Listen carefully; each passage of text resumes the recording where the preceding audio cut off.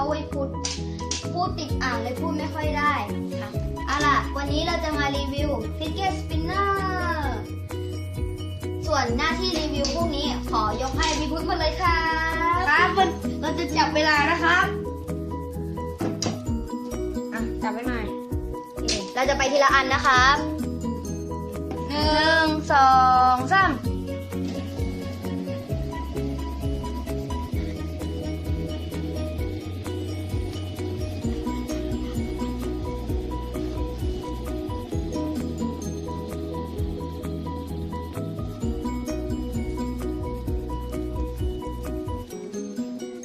ครับ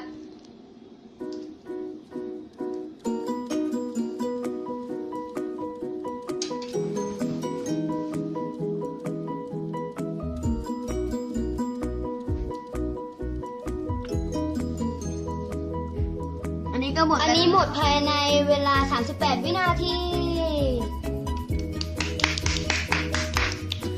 แล้วเราจะโอเคเราจะมาต่อด้วยอันนี้นะเป็นของพี่พุทธเดี๋ยวของเพื่อนไว้ทีหลังอันสุดท้ายพุทธหมุนพร้อมนะครับ1 2 3เวลามันจะดีกว่าอันนี้ที่38 วินาทีของพุทธจะเท่าไหร่นะครับเสียงขึ้นนิดตกใช่มาก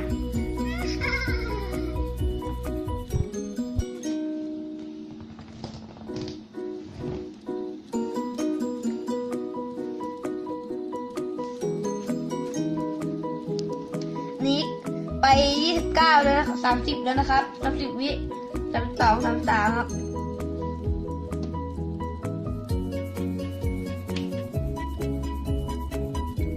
ตอนนี้มีความรุนหนัก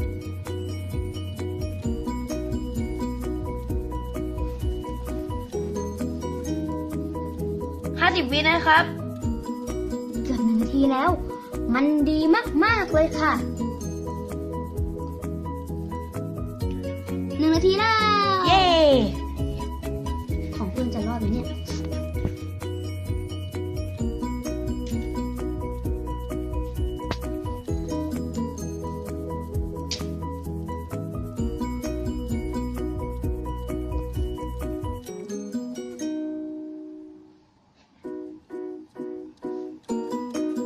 stop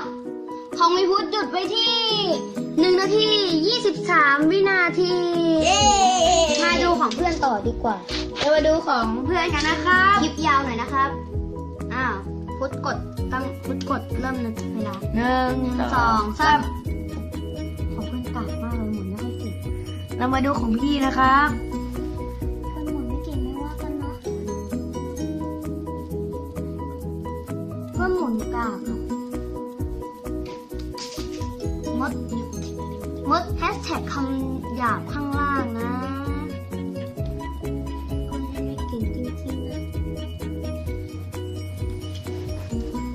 มันเป็นความสนุกสนานของทุกคนกันไปนะคะไม่ซีเรียส